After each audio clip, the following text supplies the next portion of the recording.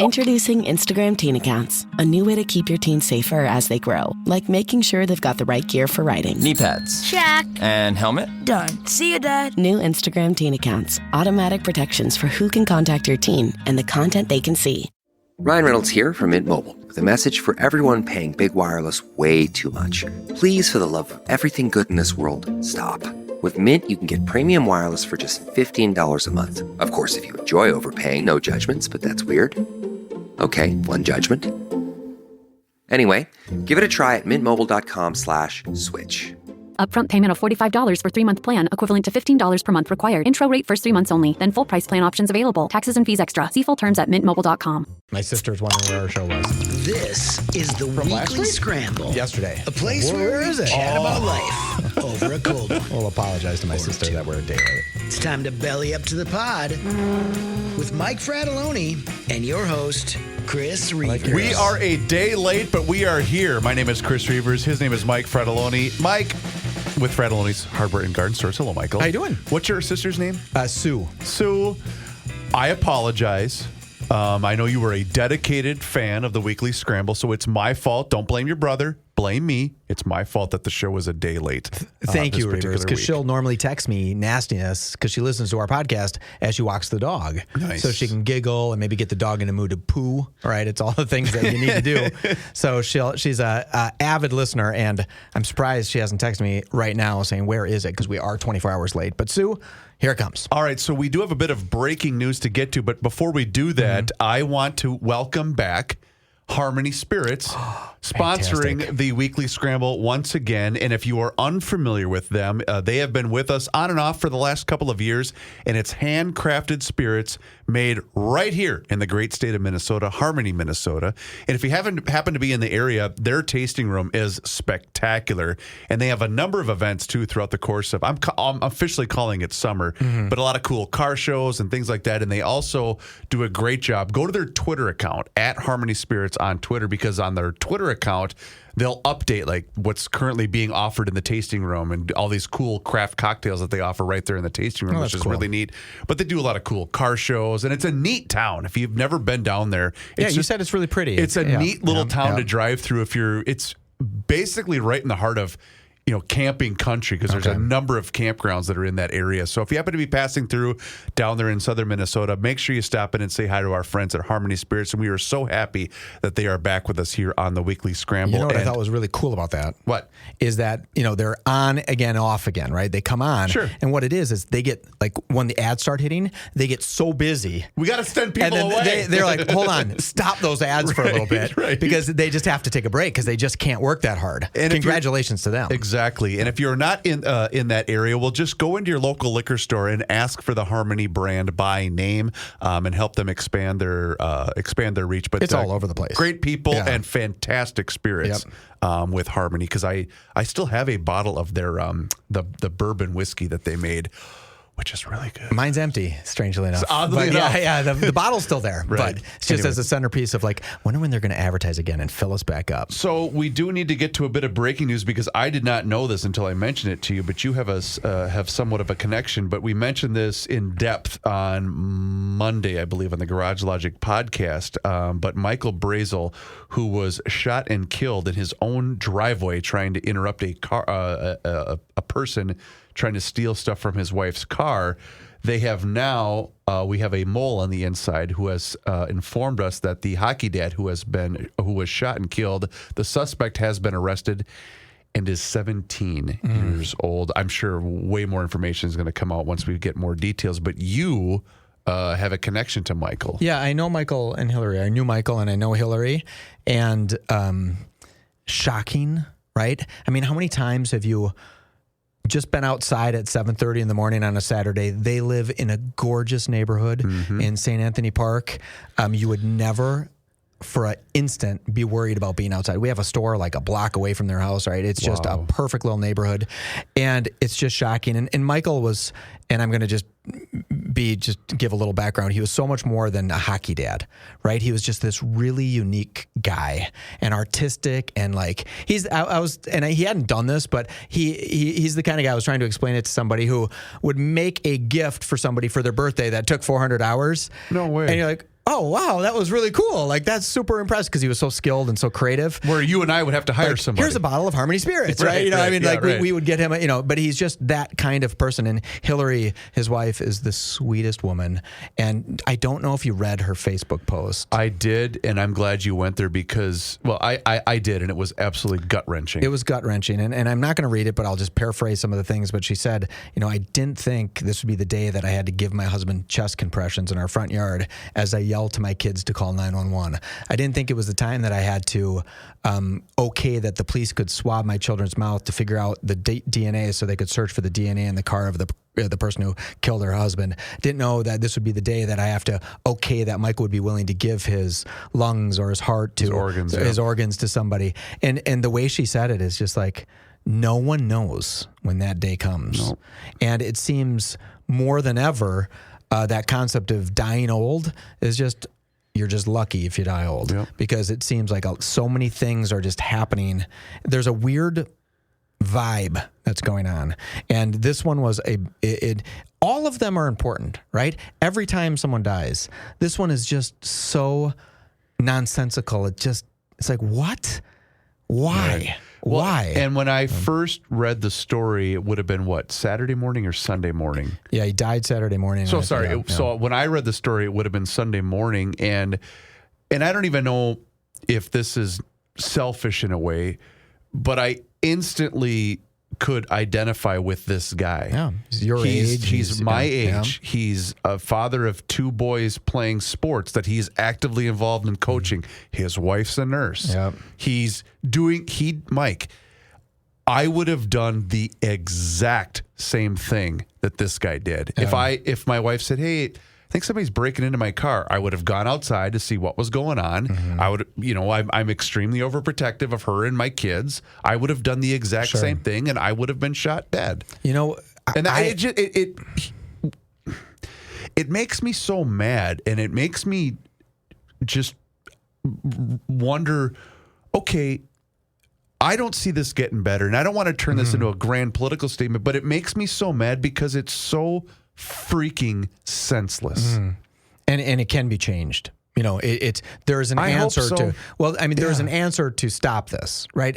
This isn't we don't know how to stop this. There is 100% a way to stop this, right? And we know it's as simple as petty crimes. You arrest people for petty crimes because then they don't do bigger crimes, right? Yep. Someone throws their can of Coke on the ground, you say, hey, congratulations. You're going to ticket for, you stop the small stuff. It's called the broken window theory, right? Yep. You stop the small stuff so the big stuff just doesn't happen. People get a lesson before that. And we just don't do that anymore, right? We don't do this in this state. But I had this and this is going to sound morbid, but I'm sure there was a moment where Michael was outside and just think of the fright that he had to experience when after he was shot, he was thinking, that's it. I'm done. I can't see my children anymore. I can't see my beautiful wife. And there was that moment before he passed where all of that had to rush to him. And it just is freaking heartbreaking. Yep. Just heartbreaking. Well, and I think too, the idea that, we need to have reform with the way that we prosecute. No, you don't.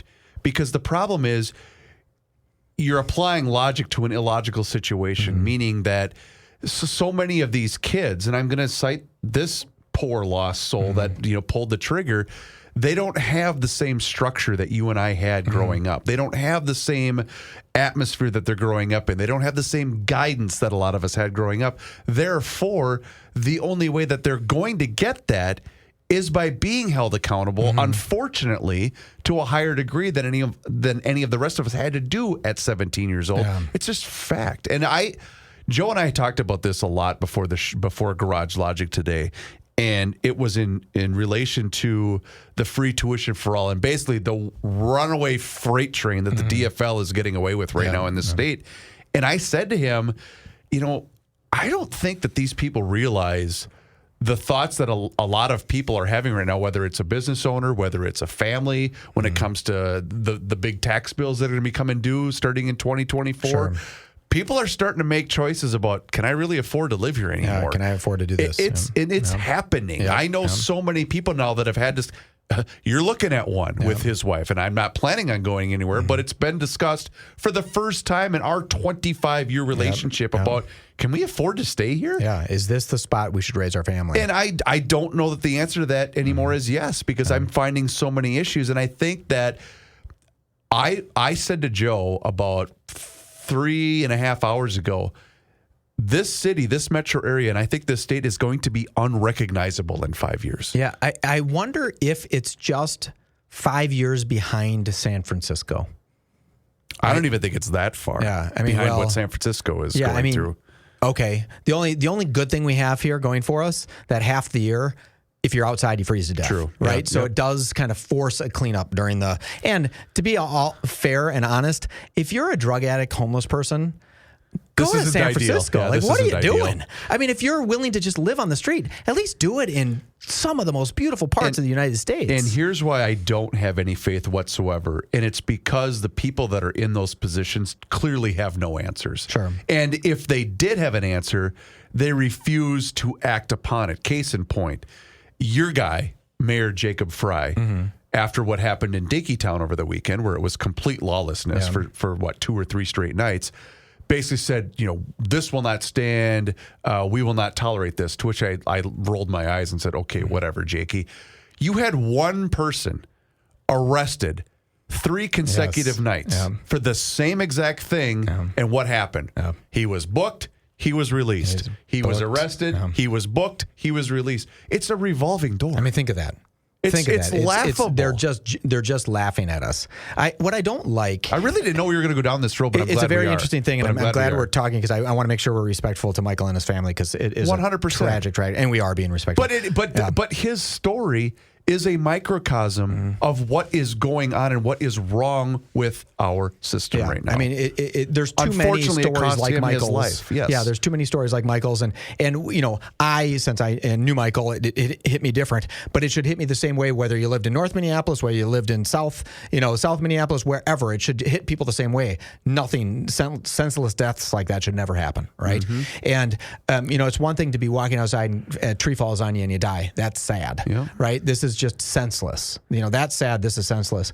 But what I think one thing that when a society starts to devolve is they make a law but don't do anything about that law. Like, hey, 12-year-olds can't be outside past 11:30 at night in downtown Minneapolis by themselves, right? They have curfew laws, but we don't enforce them. You can't steal from stores in the state of Minnesota, but we don't enforce it. We know all of these things. You can't smoke weed walking down the street in Minneapolis, but we don't enforce it. And we shouldn't make laws that we're not going to enforce, and the laws that we do have, we should enforce. I'll give you a perfect example. I get pulled over for speeding, right? Or somebody gets pulled over for speeding, and they say to me, I talked the cop out of giving me a ticket. And I think, why? The cop shouldn't have the ability to be talked out. This is not arbitrary. You were either speeding or you weren't speeding. If you were speeding, you get a ticket, period. And so guys like me can't talk themselves. They can't say, I've heard of you. I'm not going to give you a ticket. Slow down. I get a ticket.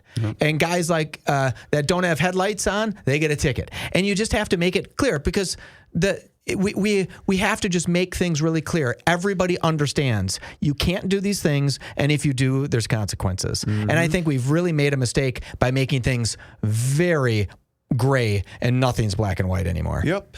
And have you seen the last one? And I promise we're going to move on. But have you seen the viral video? Because what happened in Dinkytown also took place over the 4th of July week, and I think is a snapshot into what the next couple of months, because this just in, when it starts to get warm out, crime skyrockets in Minneapolis and in St. Paul.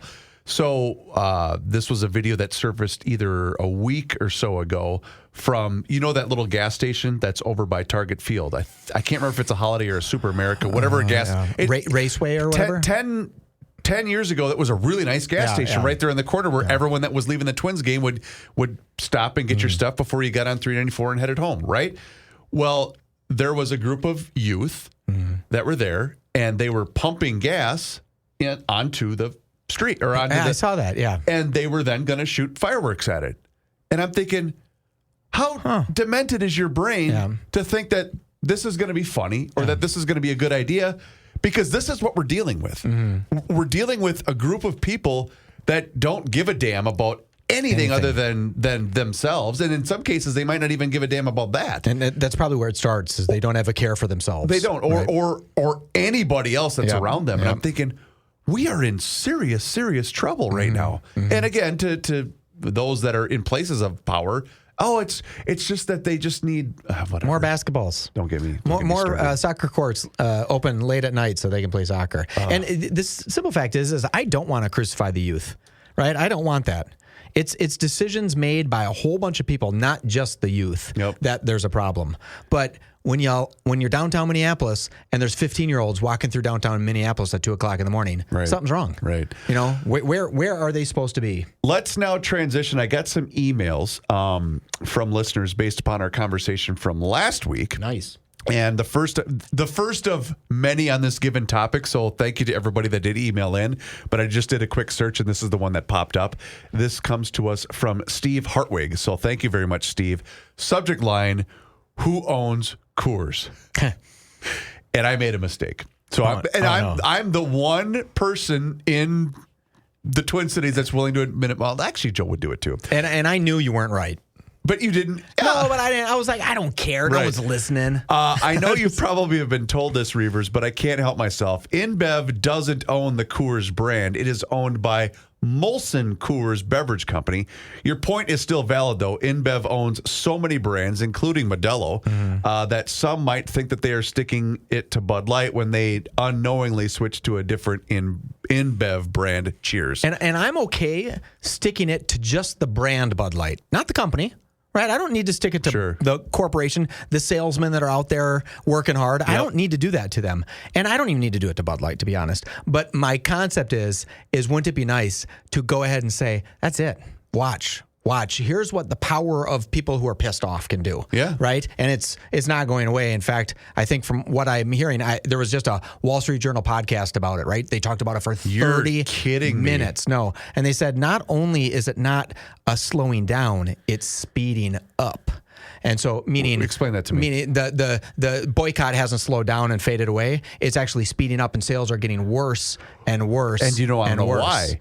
I forget the market, but I could look it up. There is it's a top 15 market that has erupted in backlash because the LGBTQ community in that area and the bars associated with that group have said, well, you're not going to stand by us, Bud Light? We're done with you, too. Yeah. So it's a double whammy. They got it from both sides. Well, it's funny that during this podcast, the Wall Street Journal podcast, they had a bar guy, owner of the bar, and they said, oh, was it the messaging that you hated from Bud Light? Is that why you're not selling any? He's like, no, I'm not ordering any because no one's drinking it. Right. I don't care what the message was. No one's buying it, so I'm not going to have it anymore. There was a video that I saw over the weekend where there was giant tubs.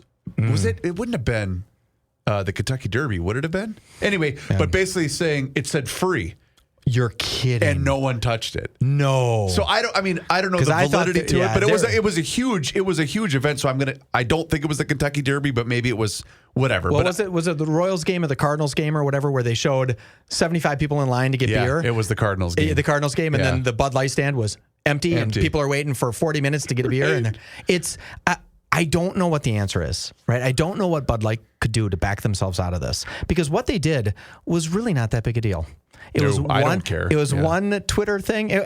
It's so what? So you sent this girl, this Dylan, can with her face on it, and it said, congratulations for being a girl for 365 days. I do have a problem with Dylan for the fact that she plays like a 12-year-old girl. Right. She doesn't, and then she tries to do things. I'm like, oh, how demeaning to women. Well, are you trying to be? The entire thing of Dylan is a complete lie and a sham, because Dylan tried to get attention as a singer beforehand and realized that this wasn't getting him anywhere, and then decided that this was going to be it. And wow, I'm going to become a megastar and make money by doing this. It's Can I say something really bad? Please do.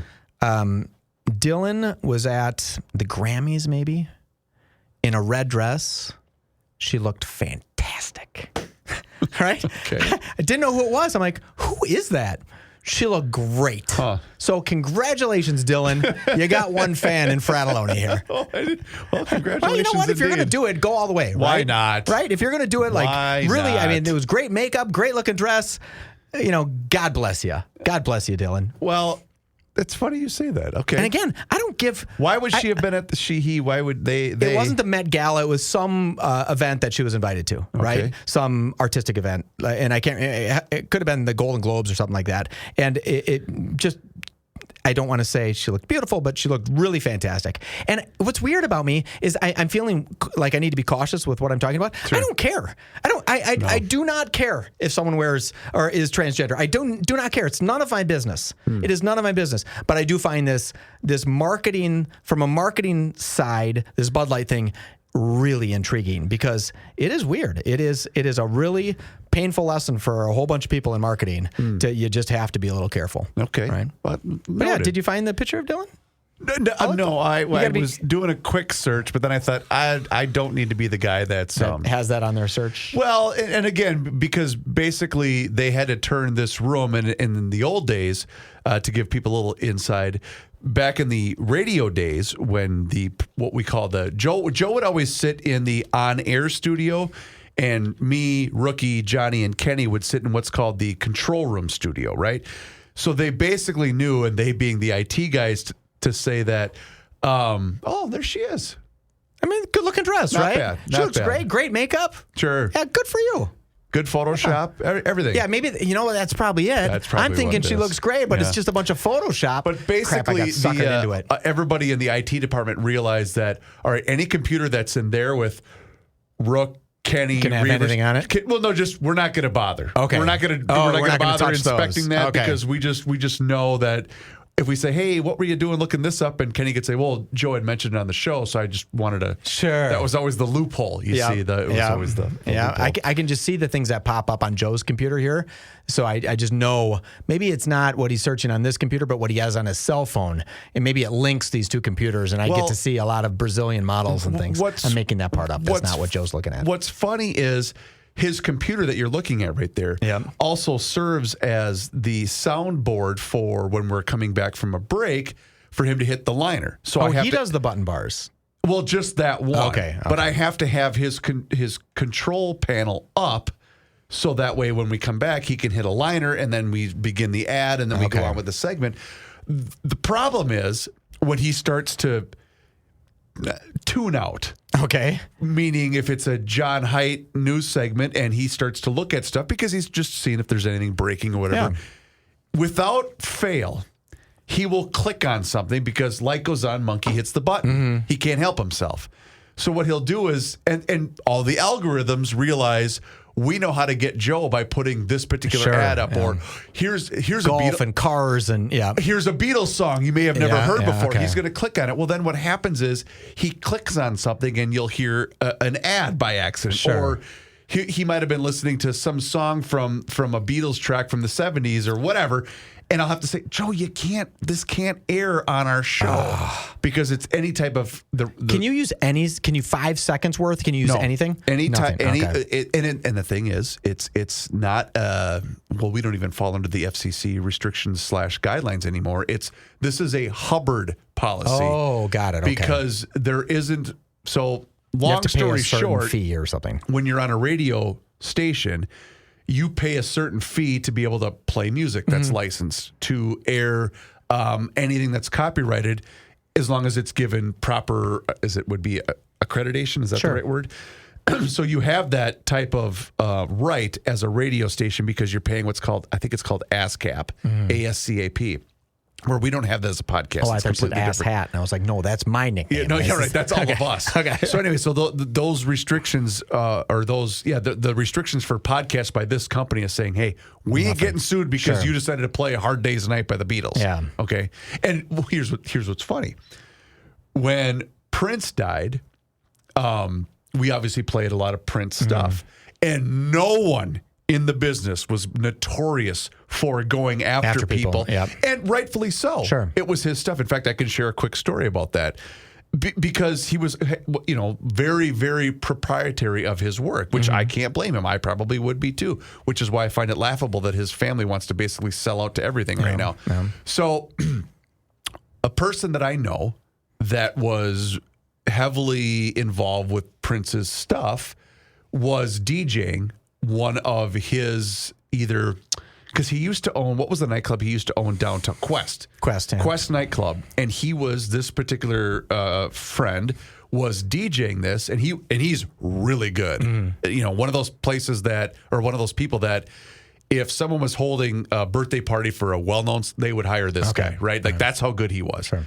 To the point where he was sampling a Prince song into his own personal mix, into something else, to the point where Prince came over and said, "Where did you get that sample from?" And he said, "Oh, I made it at home." He said, "Prove it."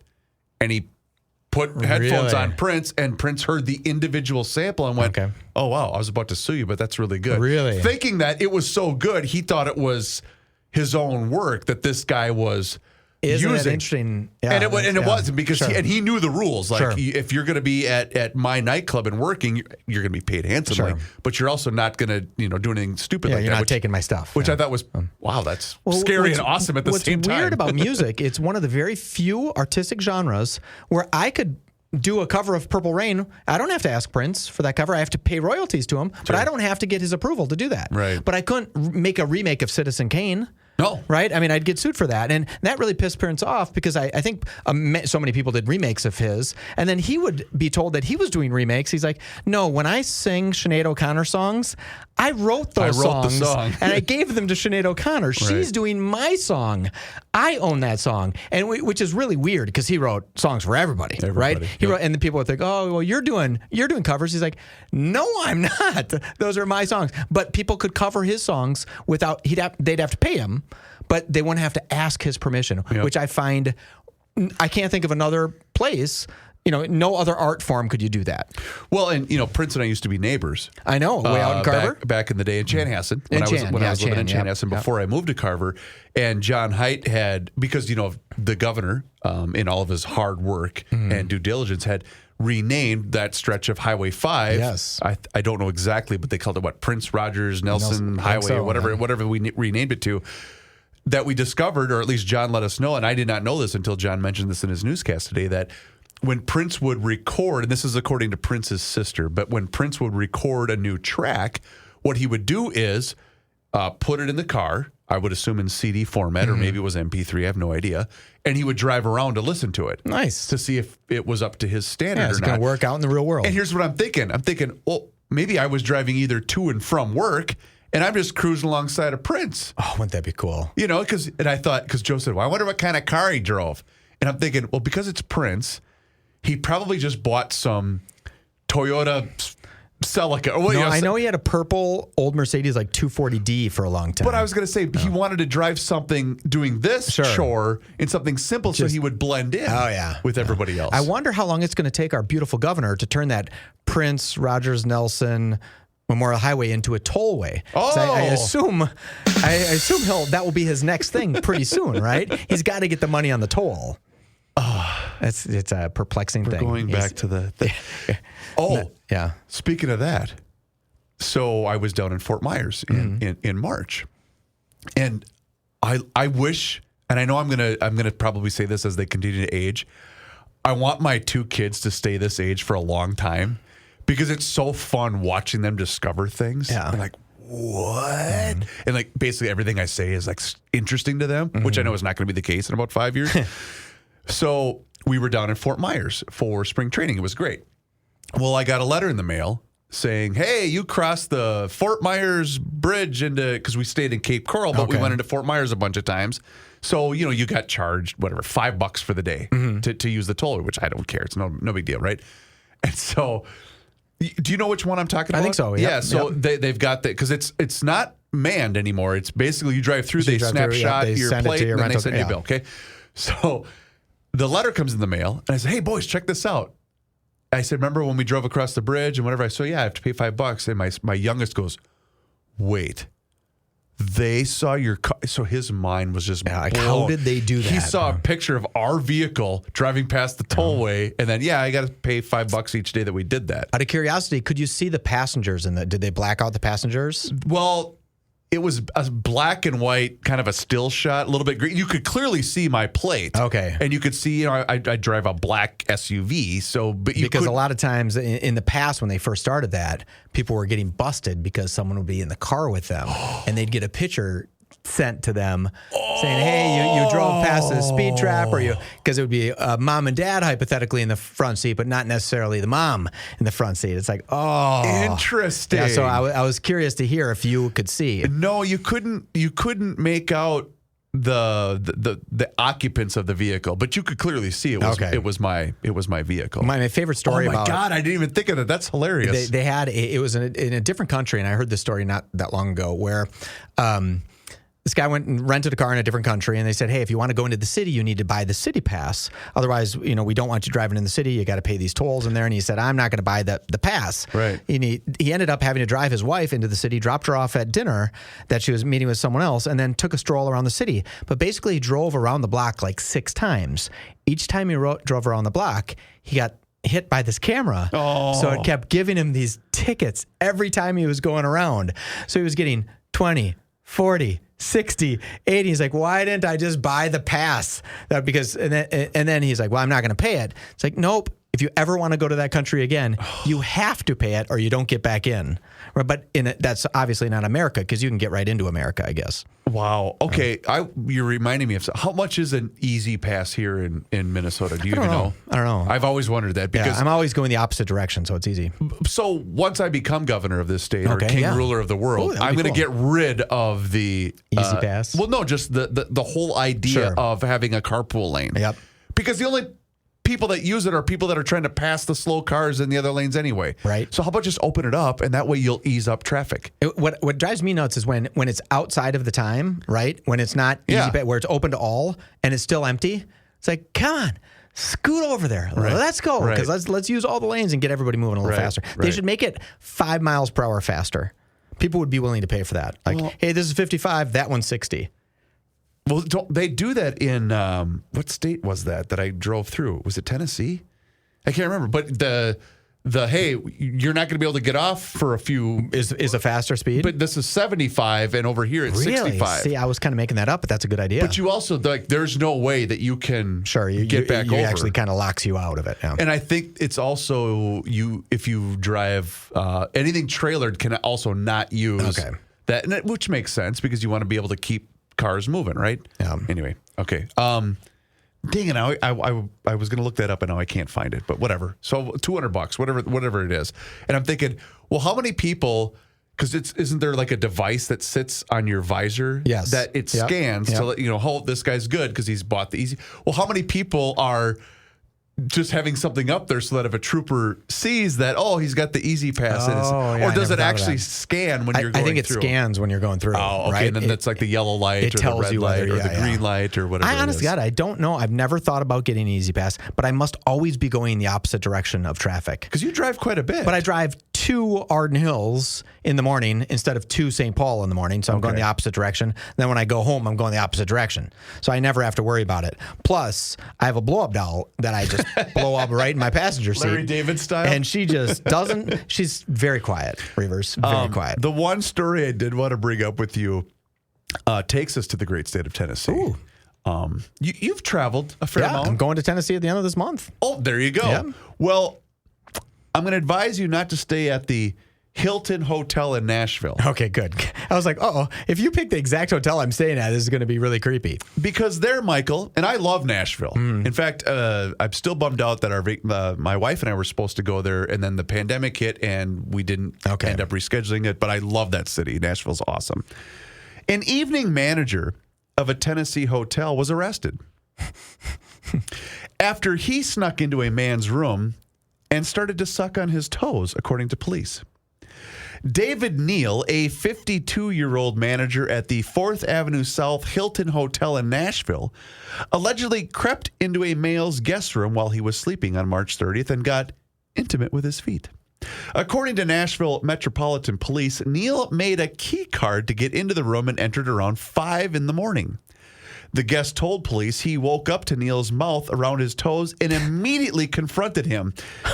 That's nice. Instead of like 3 to 4 minutes later, I Right. said, hey, buddy, stop. He recognized Neil as one of the hotel employees who came into his room the day before to fix his TV, according to police.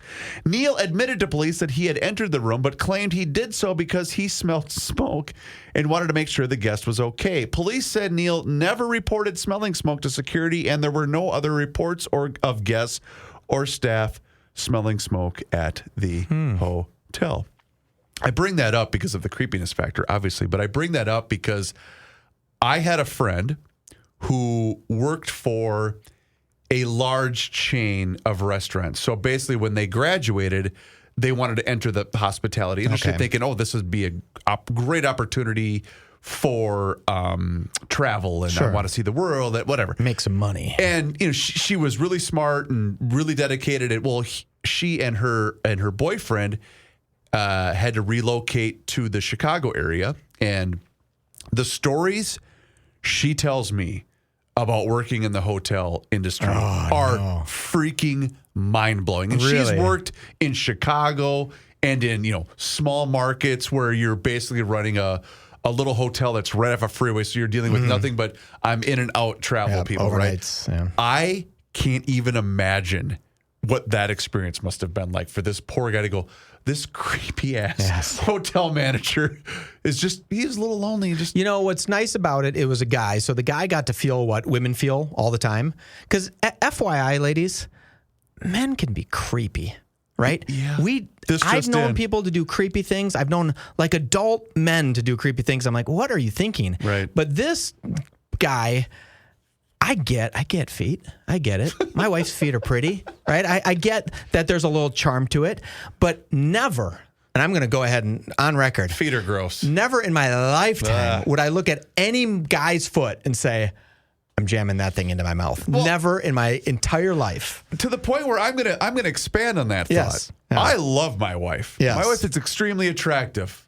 I would never, ever even, if she had showered for 3 hours straight, I wouldn't do that.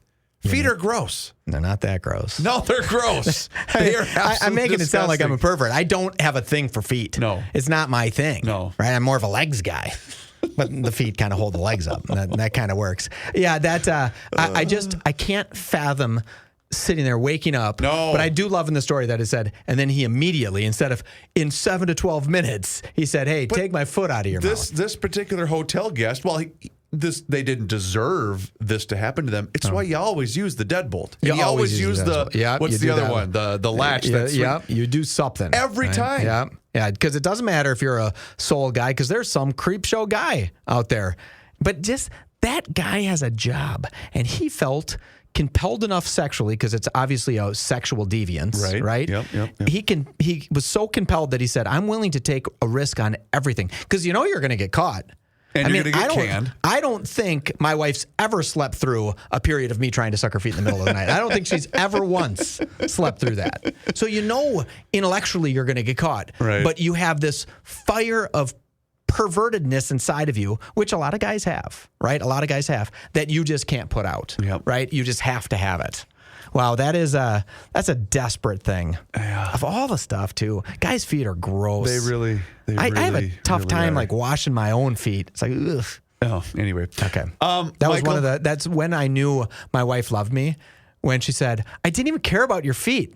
I was like, well, what do you mean? Because I have like weird feet, right? Yeah. She said she didn't even care. I said, thanks. She was willing to look past everything else. Including your disgusting feet. Well, they're clean. They're just weirdly shaped. Weird. Your oddly shaped feet. Yeah, She was Reavers, I'm going to take my sock off right now. And on that note, you're the best. Please do us a favor, if you wouldn't mind, a rate and review of the show wherever you happen to be listening. And you know what? Feel free to email us through the weekly Scramble show page online, and you can find it at garagelogic.com. I thought you were going to say email us pictures of your feet. No, please don't do that. I would really, really like it if you did not send us pictures of your feet. Or if you do, I'm going to send them directly to Michael's cell phone. His name is Mike Fredoloni. My name is Chris Reavers. We'll talk to you again next week. Until then, Cheers. Hey guys, are you feeling like it's harder to get in shape and stay in shape? Well, guess what? Our sponsor, Nugenix Total T, is offering a complimentary bottle when you text 231-231 and enter the keyword garage. It's hard to believe that we're already almost halfway into May here, but guess what? Summer's right around the corner. I get it. You know what? You get older, your body's starting to change. For me, I got tired of the dad bod feeling, and I was feeling less like my old self. I didn't have the time to work out, but you know what? I still wanted that energy and the body that I once had. It's not your fault. We all age and our body naturally loses free testosterone. You know, the man hormone. It happens to every guy, and it can make it more difficult to stay in shape and be energetic and active. So if you want more energy to counter the negative physical effects of aging, Nugenix Total T Testosterone Booster with Testofen is going to help you turn back the clock, re-energize your workouts, and get you better results at the gym and help you look and feel like the man that you really want to be. So get that complimentary bottle of Nugenix Total T when you text 231-231 and enter the keyword garage. Text now and get a bottle of Nugenix Thermal, their most powerful fat incinerator ever, with key ingredients to help you get back into shape fast, absolutely free. Text 231-231 and enter the keyword garage. That's 231-231 and enter the keyword garage. Texting enrolls you into recurring automated text messages. Consent not required to purchase. Message and data rates may apply.